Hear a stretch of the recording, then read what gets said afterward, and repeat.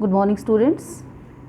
आज हम कक्षा 12वीं में हिंदी में जो महादेव वर्मा द्वारा रचित रेखा चित्र था वो पढ़ रहे थे, भक्तिन। अब भक्तिन का हम अगला अध्याय पढ़ेंगे जिसमें कि उसके जीवन के दूसरे परिच्छेद के बारे में बताया गया है। जैसा कि हमने पहले परिच्छेद में पढ़ा कि भक्तिन के पिता की मृत्यु हो जाती है और जैसे उसके पिता की मृत्यु होती है उसको समाचार नहीं दिया जाता और उसकी सास ने जब उसको कहा कि अपने तू नैहर चली जा, और वहाँ जाकर उसने देखा कि उसके पिता का लेश नहीं है और न ही उसकी विमाता में वो उसकी विमाता के स्वभाव में वो प्रेम बचा हुआ है। तो उसने जैसे ही उसको पता चला कि उसके पिता नहीं रहे और माता ने उसको खबर तक भी नहीं दी तो उसको बहुत दुख हुआ और बिना पानी पिए वो वापस अपने ससुराल लौट आई और आकर अपने पिता की चिर बिछो हो व्यथा को अपने सास को सुनाने लगी और उस पर बहुत ज़्यादा क्रोध करने लगी और अपने पति पर गहने फेंक फेंक कर उसने अपना क्रोध जताया। तो इस तरह से उसके जीवन का एक परिच्छेद खत्म होकर दूसरा परिच्छेद शुरू होता है। अब भक्तिन के जीवन के दूसरे परिच्छेद में भी सुख की अपेक्षा दुख ही अधिक थे। भक्तिन के जीवन के दूसरे परिच्छेद में भी सुख की अपेक्षा दुख ही अधिक थे। जब उसने गेहुए रंग की और बटिया जैसे मुख वाली पहली कन्या के 2 संस्करण और कर डाले तब सास और जेठानियों ने ओठ बिचकाकर उसकी उपेक्षा की। अर्थात जब उसने 3 बेटियों को जन्म दिया तो उसकी सास ने और उसकी जेठानियों ने उसकी उपेक्षा करनी शुरू कर दी। उचित भी था क्योंकि सास 3 कमाऊ वीरों की विधात्री बनकर मचिया के ऊपर विराजमान पुरखिन के पद पर अभिषिक्त हो चुकी थी और दोनों जेठानियाँ काकभूषणी जैसे काले लालों की क्रमबद्ध सृष्टि करके इस पद के लिए उम्मीदवार थी। छोटी बहू के लीक छोड़कर चलने के कारण उसे दंड मिलना आवश्यक हो गया था। अब क्योंकि उसकी जेठानियों के बेटे थे, भले ही वो काले कलूटे और कोई काम न करने वाले थे, और उसकी सास भी 3 वीरों की जो विधात्री बनकर मचिया पर विराजमान थी और उसकी जेठानियाँ अब इस पद के लिए उम्मीदवार थी। अर्थात वो भी अपनी बहुओं पर ऐसे हुक्म चलाएंगी। लेकिन जो भक्तिन थी उसकी 3 बेटियाँ थीं। अब इसलिए जो सबसे छोटी बहू भक्तिन थी वो लीक छोड़कर चलने के कारण उसको दंड मिलना आवश्यक हो गया था, अर्थात उसके साथ भेदभाव किया जाने लगा था। अब जेठानियाँ बैठकर लोक चर्चा करती और उनके काले कलूटे लड़के धूल उड़ाते।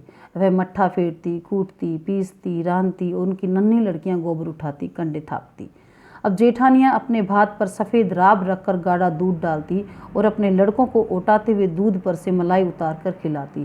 वह काले गुड़ की डली के साथ कठौती में मट्ठा पाती और उसकी लड़कियाँ चने बाजरे की घुघरी चबाती। यहाँ तक कि इतना भेदभाव भक्तिन के साथ होने लगा था कि जो उसकी जेठानियाँ थी वो बहुत अच्छा खाना खाती और अपने लड़कों को भी वो बहुत अच्छा खाना देती थी, लेकिन भक्तिन के साथ इतना भेदभाव किया जाता और उसकी लड़कियाँ भी जो है काले चने की घुघरी चबाती और कटौती में मट्टा ही पीती, लेकिन जो बाकी लोग थे घर में उनको सबको बहुत अच्छा खाना मिलता था। अब इस दंड विधान के भीतर कोई ऐसी धारा नहीं थी जिसके अनुसार खोटे सिक्कों की टकसाल जैसी पत्नी से पति को विरक्त किया जा सकता हो। अब सारी चुगली चबाई की परिणति उनका पति प्रेम को बढ़ाकर ही होती थी। जेठानियाँ बात बात पर धमाधम पीटी कूटी जाती पर उसके पति ने कभी उसको उंगली तक न छुआई थी। वह बड़े बाप की बड़ी बात वाली बेटी को पहचानता था, अर्थात उसके जेठानियों ने और सास ने उसके साथ उपेक्षा करनी या उसके साथ भेदभाव करना शुरू कर दिया था क्योंकि इसकी 3 लड़कियां थीं। लेकिन इस विधान में उसके पति ने उसको अपने से कभी विरक्त नहीं किया था। और जहाँ तक कि लोक चर्चा की बात थी कि उसकी जेठानियाँ सारा दिन बैठकर लोक चर्चा करती, अर्थात दूसरों की चुगलियाँ करती, लेकिन भक्तिन जो वो बहुत ही परिश्रमी थी, वो इस तरह के काम नहीं करती थी और वो सारा दिन मेहनत करती थी और साथ में अपनी लड़कियों से भी मेहनती करवाती थी। उसके पति ने बड़े बाप वाली बेटी को पहचान लिया था, अर्थात भक्तिन बहुत मेहनती है इसलिए उसके पति उसका बहुत सम्मान करते थे, उससे बहुत प्रेम करते थे। और इसी के बलबूते पर और इसी प्रेम के और इसी मेहनत के बलबूते पर उसने अपने परिवार से अलगोजा कर लिया।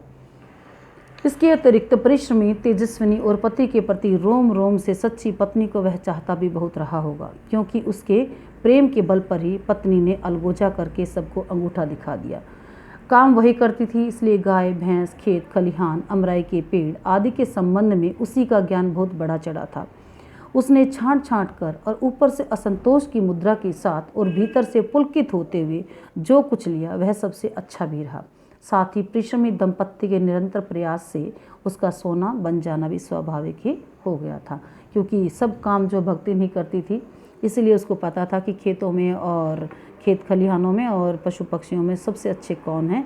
इसीलिए उसने छांट कर सारे खेत और सारे पशु भी अपने हिस्से में रख लिए और ऊपर से असंतोष की मुद्रा भी प्रकट करती रही कि ये मुझे अच्छा नहीं मिल रहा, लेकिन उसको पता था कि ये अच्छा है।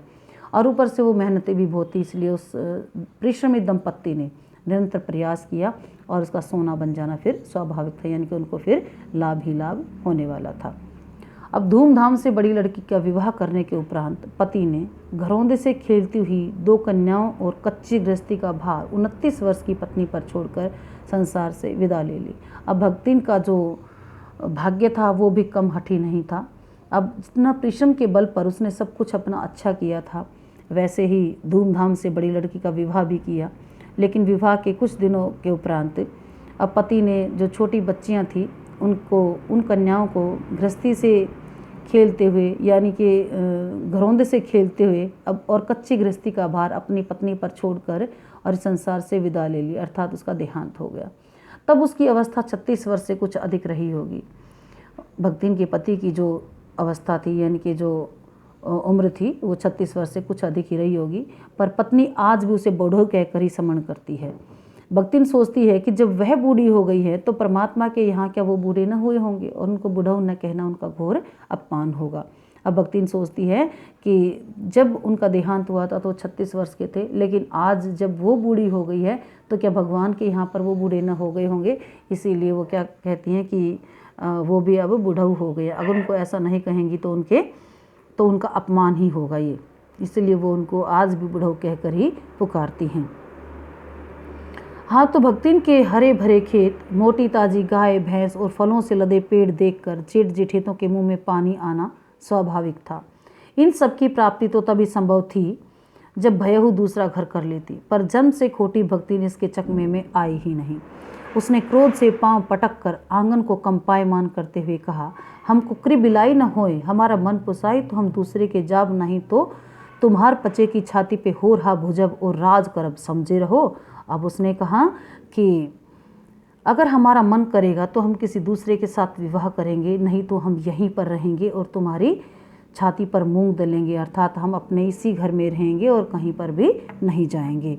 और ये सब कह के उसने आंगन को कंपायमान कर दिया, अर्थात पैर पटक पटक कर उसने अपना क्रोध प्रदर्शित किया। उसने ससुर, अजिया ससुर और जाने कई पीढ़ियों के ससुर गणों की उपार्जित जगह जमीन में से सुई की नोक बराबर भी देने की उदारता नहीं दिखाई। इसके अतिरिक्त गुरु से कान फुकवा कर, कंठी बांध और अपने पति के नाम पर घी से चिकने केशों को समर्पित कर अपने कभी न टलने की घोषणा कर दी। अब उसने क्या किया कि गुरु से कान फड़वा लिए, अपने गले में कंठी पहन ली और अपने घी से भी चिकने केशों को अपने पति के नाम पर समर्पित कर दिया, अर्थात अपने सारे बाल उसने कटवा कर और ये घोषणा कर दी कि मैं यहाँ से कभी नहीं जाऊँगी। अब भविष्य में भी संपत्ति सुरक्षित रखने के लिए उसने छोटी लड़कियों के हाथ पीले कर उन्हें ससुराल पहुँचाया और पति के चुने हुए बड़े दामाद को घर जमाई बनाकर रखा। इस प्रकार उसके जीवन का तीसरा परिच्छेद आरंभ हुआ। अब उसने क्या किया कि अपने पति के चुने हुए तीसरे दामाद को अपना घर जमाई रखा और जो 2 छोटी लड़कियां थी उसके पास उनका विवाह उसने कर दिया। अब इस तरह से उसके जीवन का परिच्छेद शुरू होता है, तीसरा परिच्छेद शुरू होता है। अब भक्तिन का दुर्भाग्य, जैसा कि हमने पहले पढ़ा कि उससे कम हठी नहीं था। अब इसी से किशोरी से युवती होते ही बड़ी लड़की भी विधवा हो गई। अब भगवान को कुछ और ही मंजूर था। जैसे ही उसने अपना दोबारा से अच्छे से घर बार संभाला कि अपनी छोटी बेटियों का विवाह कर दिया और बड़ी बेटी के पति को अपने पास बुलाया और घर जमाई रख के उसने सब कुछ ठीक कर लिया और फिर से खुशी खुशी रहने लगी, तो उसके भाग्य ने उसका साथ फिर भी नहीं दिया और युवती होते होते बड़ी लड़की भी विधवा हो गई। अब भयऊ से पार न पा सकने वाले जेठों और काकी को परास्त करने के लिए कटिबद्ध जेठेतों ने आशा की एक किरण देख पाई। अब फिर से जेठ के लड़के और जेठों ने एक आशा की किरण लगाई कि हाँ, अब फिर से हमें ये सब चीज़ें मिल सकती हैं, इसके खेत खलिहान, इसके अमराई के पेड़ और पशु, ये सब हमें दोबारा से मिल सकते हैं। अब विधवा बहन के गठबंधन के लिए बड़ा जेठेत अपना तीतर लड़ाने वाले साले को बुला लाया, क्योंकि उसका हो जाने पर सब कुछ उन्हीं के अधिकार में रहता। भक्तिन की लड़की भी माँ से कम समझदार नहीं थी, इसी से उसने वर को नापसंद कर दिया। अब बाहर के बहनोई का आना चचेरे भाइयों के लिए ठीक नहीं था। अतः यह प्रस्ताव जहाँ का तहाँ रह गया। अब भक्तिन की लड़की भी माँ से कम समझदार नहीं थी, अर्थात उसने भी इस प्रस्ताव को ठुकरा दिया कि मैं किसी से कोई शादी नहीं करूँगी। तब वे दोनों माँ बेटी खूब मन लगाकर अपनी संपत्ति की देखभाल करने लगी और मान न मान मैं तेरा मेहमान की कहावत चरितार्थ करने वाले वर के समर्थक उसे किसी न किसी प्रकार पति की पदवी पर अभिषिक्त करने का उपाय सोचने लगे। अब जेठेत यानी कि जेठ और उनके लड़के सोचने लगे कि किसी तरह से अपने साले का विवाह अपनी बहन के साथ करवाएं ताकि हमें इनके सब अमराई के पेड़ और खेत खलिहान अच्छे अच्छे पशु सब हमें ही मिल जाएं।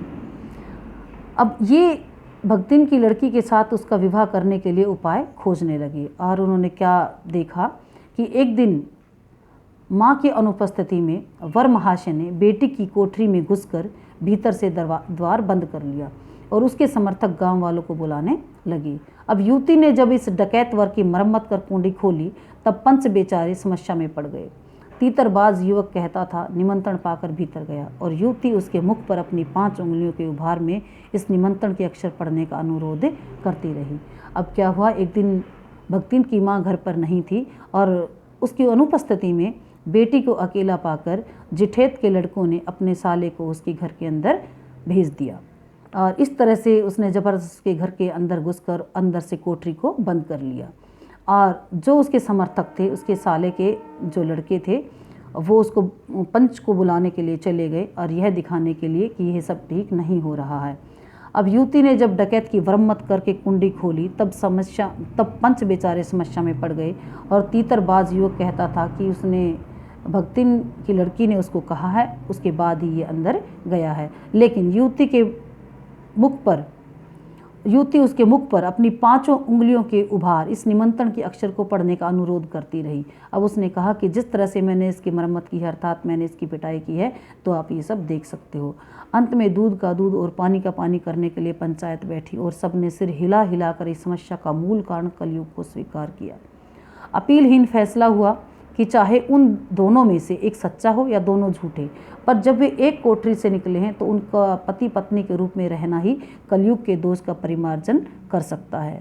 अब अपमानित बालिका ने ओठ काट कर लहू निकाल लिया और माँ ने अगन्य नेत्रों से गले पड़े दामाद को देखा।